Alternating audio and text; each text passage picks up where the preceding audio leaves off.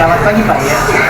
Izinkan kelompok kami untuk mempresentasikan sebuah PPT mengenai floem. Oke, perkenalkan kami anggota-anggota kami. Pertama ada saya, kemudian ada Jonathan, Leif, Sira, Aurel, dan Apriliani. Jadi, di presentasi kami kali ini, kami akan membahas lebih lanjut apa itu jaringan floem. Floem, atau dikenal sebagai pembuluh tapis dengan sel pengiring, companion cell, adalah sebagai jaringan pengangkut atau jaringan vaskuler dari tumbuhan. Floem memiliki tugas, yakni mengantarkan hasil fotosintesis berupa senyawa organik dari daun menuju ke seluruh bagian tubuh tumbuhan. Floem sendiri tersusun atas dua jenis sel, yaitu sel-sel hidup dan sel-sel mati. Selanjutnya saya akan membahas tentang ciri-ciri floem. Floem memiliki ciri-ciri yaitu pertama, mempunyai susunan jaringan yang kompleks sama seperti xilem. Yang kedua, terdiri dari beberapa macam bentuk sel, seperti sel-sel yang masih hidup atau aktif, dan sel-sel yang telah mati, yaitu serofloem. Dan yang terakhir, yang ketiga, dinding sel tipis, dan bahan penyusunnya adalah selulosa. Dan ada juga komponen-komponen dari floem, yaitu yang pertama, unsur tapis, yang kedua, sel albumin, yang ketiga yaitu parenkim floem, keempat, serat floem, dan yang kelima, sel pengiring. Yang pertama adalah unsur tapis.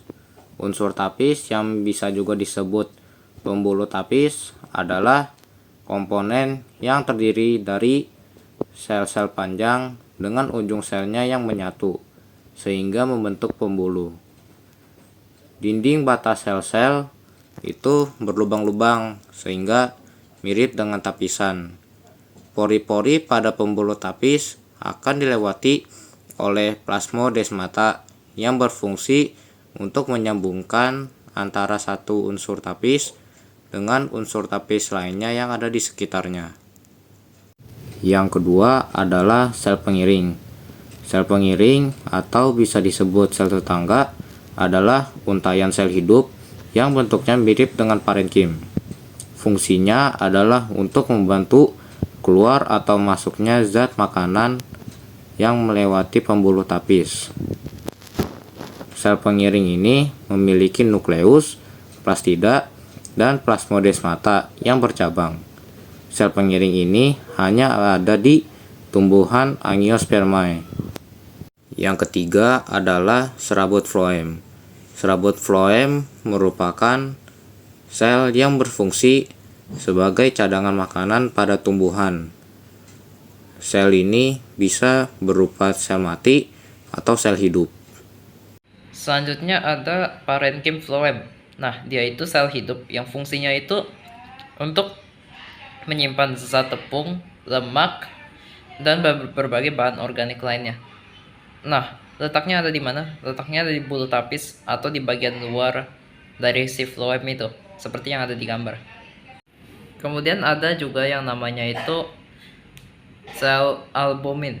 Nah, sel albumin ini hanya ditemukan pada tanaman Gymnospermae yang bijinya itu terbuka-terbuka. Nah, si sel albumin ini spesifiknya itu terletak pada jari-jari empelur dan parenkim yang mengandung zat albumin. Fungsinya itu mirip seperti sel pengikat yang udah dijelasin nama si Leif tadi. Nah, itu kandungannya itu mirip dengan putih telur. Lalu kita akan lanjut ke letak dari floem. Letak floem tergantung pada jenis tumbuhan floem tersebut dapat ditemukan.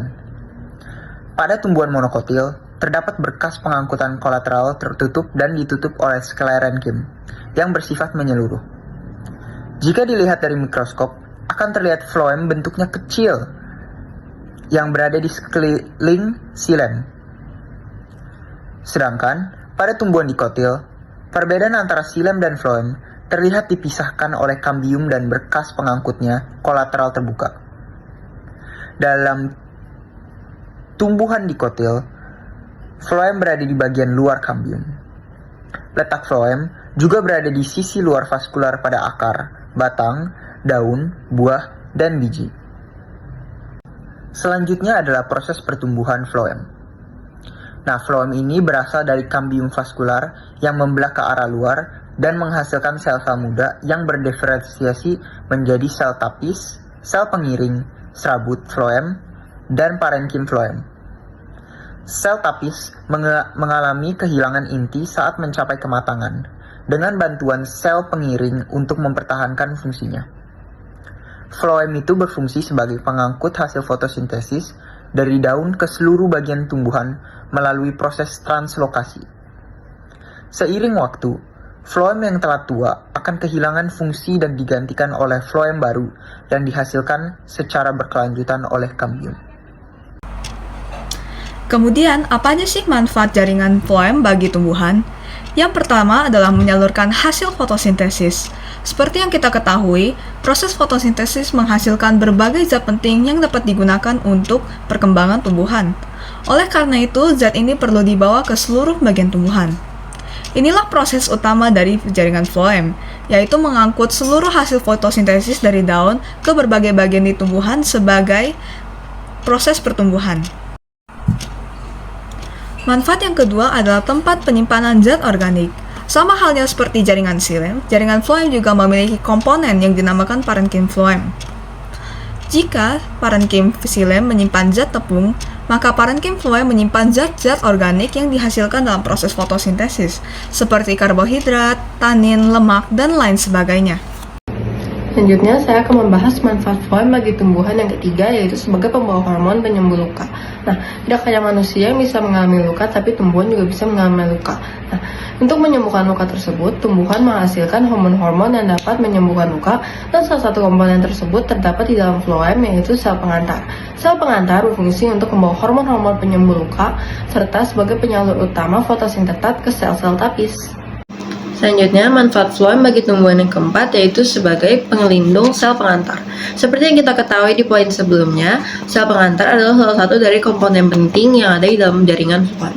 Salah satu komponen lain yang tak kalah penting yang juga ada di dalam jaringan floem yaitu sel albumin.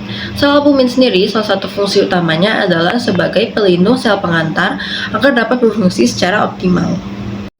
Dan yang terakhir yaitu untuk menunjang pertumbuhan dan perkembangan tumbuhan.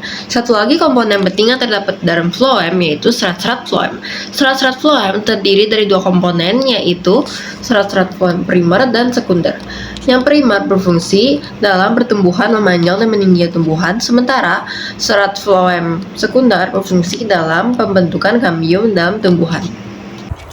Demikian pembahasan kami mengenai jaringan floem. Semoga video ini dapat mengedukasi teman-teman mengenai jaringan floem, unsur-unsurnya, dan manfaatnya. Sekian dan terima kasih.